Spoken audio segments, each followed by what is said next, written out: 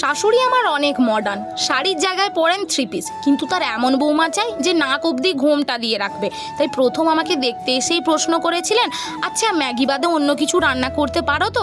তখনই ভেবে নিয়েছিলাম শাশুড়ি বানাবো তো এনাকেই, আর প্রথম রাতে ম্যাগি রান্না করে খাওয়াবো। পোশাক আশাক দিয়ে যদি মানুষ মাপেন, হ্যাঁ তাহলে আমি গ্রামের ওই গেও মেটাই, কারণ আমি শর্ট ড্রেসের থেকে বেশি কুর্তি পরতেই স্বাচ্ছন্দ্য বোধ করি। বিয়ের দুদিন পেরোতে না পেরোতেই আমি ফ্রিজ ঘেটে ঘুটে কয়েকটা সবজি বের করলাম। ম্যাগি তো পাওয়া গেল না, তাই ইউপি দিয়ে কাজ চালালাম। একদম সাজিয়ে গুছিয়ে তৈরি করে ফেললাম রামিয়ান স্টাইল নুডলস। শাশুড়ি মার সামনে গিয়ে ধরতেই তো তিনি বিছানায় চিৎকার করে বললেন, বৌমা তুমি র্যামিয়ান বানিয়েছো?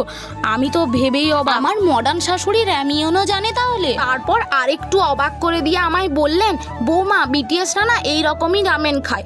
আমি বললাম, মা আপনি বিটিএসকেও চেনেন? তিনি বললেন, হ্যাঁ জাংকুক তো আমার ফেভারিট। তারপরে শাশুড়ি বৌমাতে মিলে নুডলস খেতে খেতে কে ড্রামা দেখলাম।